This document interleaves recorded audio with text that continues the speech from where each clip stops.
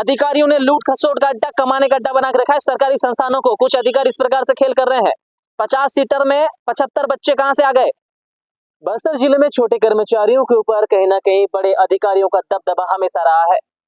ऐसे एक वाक्य निकल के सामने आया है। इस वक्त मौजूद हूँ जगदलपुर शहर के पीजी कॉलेज के पास में, और यहाँ पर इस और दिखाइए, ये है पोस्ट मैट्रिक अनुसूचित जाति कन्या छात्रावास धर्मपुरा। जी हाँ, बस्तर जिले में छोटे कर्मचारियों को दबाने के लिए छोटे बड़े उनसे जो भी कर्मचारी होते हैं वो भरसक प्रयास करते आते हैं। ऐसे में अगर छोटे पद में कोई भृत्य हो या फिर कोई चपरासी हो, ऐसे इनके ऊपर तो दबदबा बना ही रहता है। ऐसा वाक्य निकल के सामने आया है। आइए इनसे थोड़ी सी बातचीत करेंगे। प्राती हमारे साथ। मैडम, पूरा वाक्य आपके साथ हुआ क्या? आपका शुभ नाम पहले बताएंगे, क्या काम करते हैं ये बताएंगे।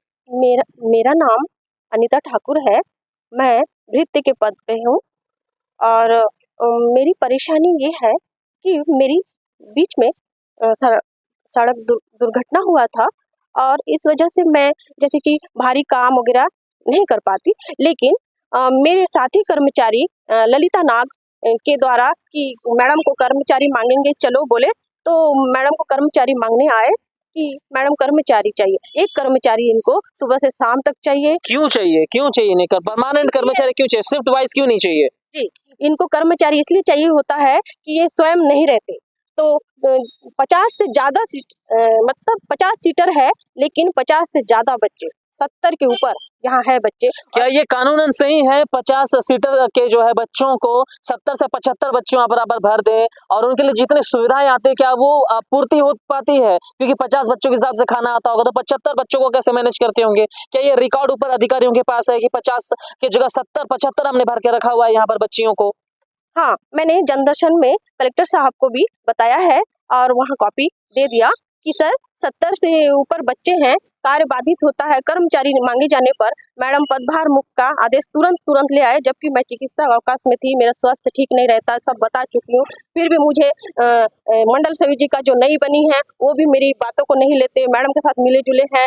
मतलब चंदेल साहब भी, मैं आपको नहीं जानता हूँ, बुलाने पे पूर्व की नगर सैनिक गए मेरे साथ और बोला कि सर आप बुलाए थे मुझे, तो हाँ कैसे अधीक्षिका को रुलाते हो? क्यों रुलाते हो सर? हम क्यों रुलाएंगे, रोना तो हमको आ रहा है। उन्हें ये बात आपने नहीं कहा कि जहाँ 50 की जगह 75 बच्चे जो है आपके हॉस्टल में रह रहे हैं, आपको जानकारी है क्या? आयुक्त साहब, पूछा आपने बात? और जब 50 की जगह 75 लोगों का खाना बनाना पड़े तो क्या आपको एहसास होता है कि कितना मेहनत करना पड़ता है? और ऊपर से मेडिकल लीव अगर कोई लेते हैं तो आप देखिए बस्तर में ऐसे कर्मचारी, ऐसे बड़े बड़े अधिकारी काम कर रहे हैं जिन्हें अपनी जवाबदारी नहीं पता कि 50 की जगह 75 जो है बच्चे हॉस्टल में पड़े हुए हैं। किस प्रकार की जो है विभाग की जानकारी इनके पास है?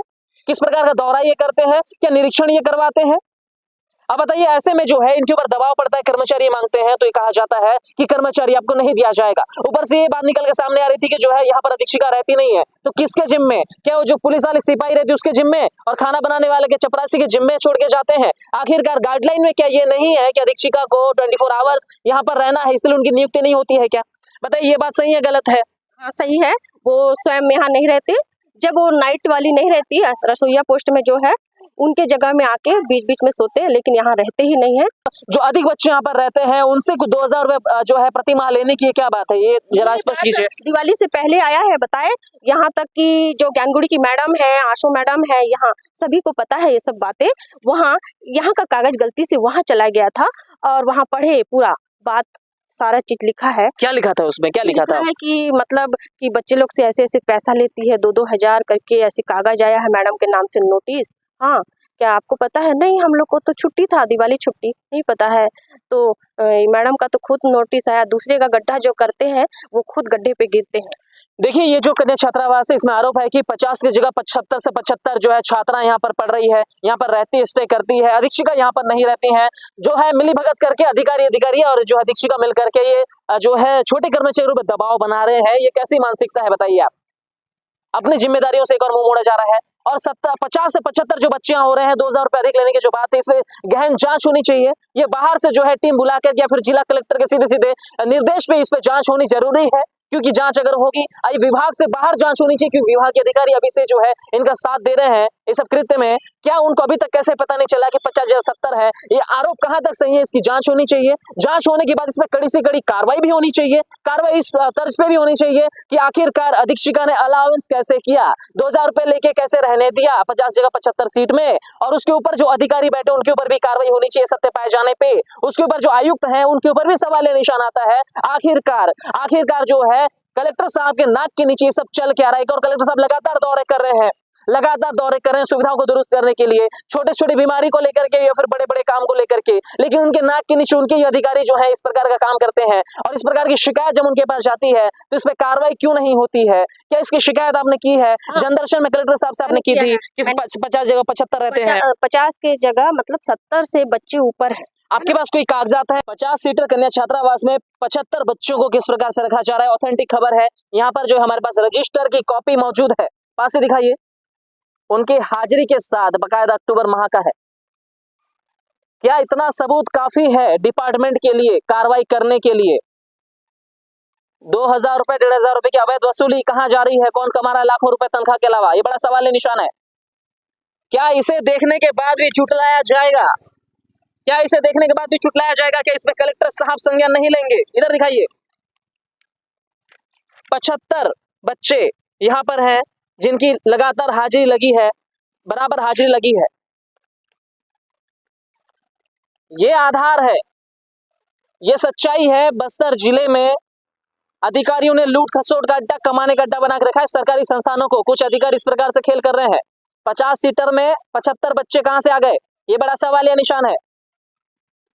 अधिकारियों के पास जब ये डाटा जाएगा तब वो क्या करेंगे? अपने ही कर्मचारी को बचाएंगे या फिर अपने ही छोटे कर्मचारी के खिलाफ हो जाएंगे?